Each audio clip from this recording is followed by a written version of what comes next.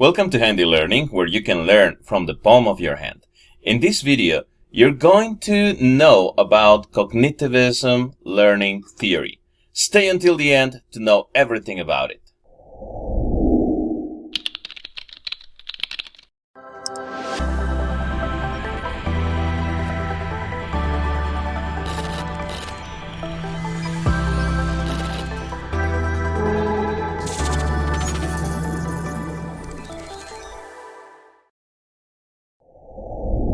Welcome to another handy lesson. In today's video, we're going to talk about the Cognitivist learning theory. So stay until the end to know everything related to this paradigm.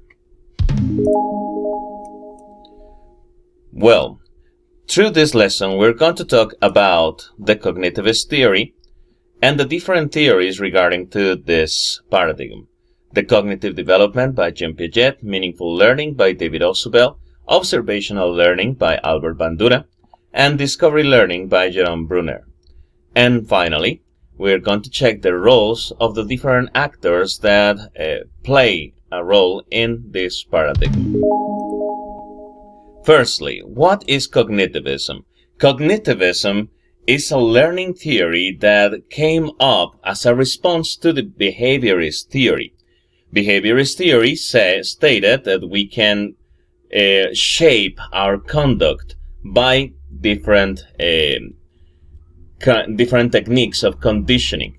Well, cognitivist theory states that we are going to learn as we develop the ability to solve problems. So, this theory focuses on mental processes and such as perception, thought, memory, the learning process itself, and of course solving problems, and it directs the attention on the stimulus rather than any other experience that we have for learning. So this is cognitivism. There are different theories for cognitivism. The first one was proposed, or this could be one of the most famous one, was proposed by Jean Piaget. Jean Piaget's theory, most famous theory, is the cognitive development theory, which states that our intelligence changes as we grow.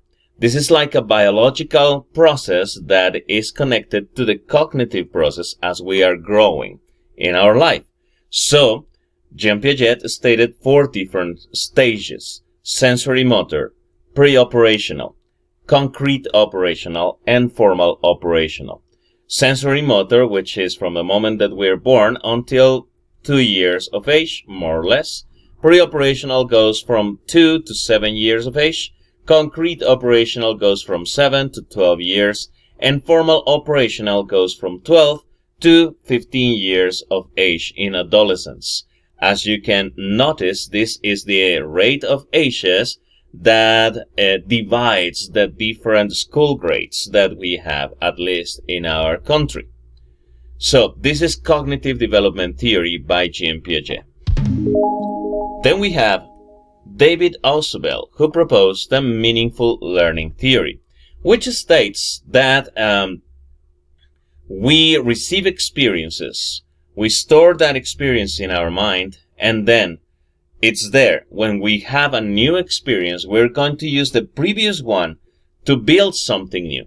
Meaningful learning theory is considered to be not only a cognitivist theory, but it also belongs to the constructivist theory, which is going to be next. So, meaningful learning states that we receive information and we give a meaning to that information. We have then 5 different principles or 5 different characteristics of meaningful learning. Active learning, which states that we manipulate the new information in such a way that we move it or use it according to our needs. That is active, meaningful learning. Constructive, we reflect on it, we articulate, we choose something previously known and we use it to construct something new. That's constructive. Then cooperative, that means that we use the information that we have to share it with others and then have a benefit from the other perception, and we then construct something new. That's cooperative active learning. cooperative meaningful learning, sorry. Then we have something that needs to have a context. All right, something that we learn with a context or within a context, and that is called authentic meaningful learning. Then we have intentional. That means that we give a purpose to the information that we are receiving, and this is called intentional meaningful learning. David Ausubel came up with this theory. Then we have Albert Bandura with his observational learning theory. Albert Bandura stated that we learn by observing. We observe, then we choose role models in our life. That could be our parents, teachers, older brothers or sisters, or just someone that we admire. That person becomes a role model for us.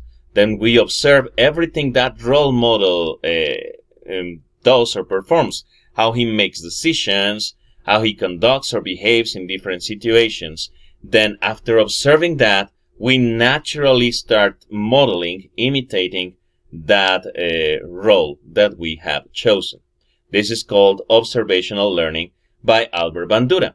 He stated that we need to have attention, retention, then we reproduce what we have paid attention to, and finally we need to keep our motivation to continue being like that role model that we have chosen. He also stated that during our life we're going to have different role models, and we even might have a combination of all those role models to create something new. This is observational learning. Then we have discovery learning by Jerome Bruner. He stated that we are receiving new experiences, and as we live, as life goes on, and we are having experiences, we are discovering new moments, new information, new knowledge. So this is basically discovery learning. Then, into the teaching practice, we should go through 5 different principles: engaging, exploring, explaining, elaborating, and evaluating. Our students should engage in our activities, explore or have some experiments to give a meaning to the information that they are receiving. We should explain about the new information, and the students should elaborate, go deeper into that information. Finally, they should make a reflection, and this is called evaluate. They should make a reflection on what they have found, the discoveries that they have found. So this is called discovery learning by Jerome Bruner. In this paradigm, cognitivism, we have 3 main actors: the student, the teacher, and the institution. In cognitivism, unlike behaviorism, in which students have a passive role, Cognitivist gives an active role to the students. The student is an active actor. He is responsible of his own learning because he is discovering, he is giving meaning, he is observing and imitating, so he basically becomes a problem solver. The teacher then has to supervise that all the activities are giving this effect into the students, and that lead students to the experience so they can increase their own knowledge. So the teacher is a supervisor, a facilitator, and a resource. Finally, the institution, the educational institution, should promote the spaces where the students are able to experience new knowledge. And also, the institution should allow teachers the necessary freedom to perform the activities they need to do with their students so they can get to the successful learning. So this was cognitivism in a few slides. You should click on the link in your PDF, and finally, if you want to know more, you can go to the references here. Thank you very much. I'll see you in the next handy lesson.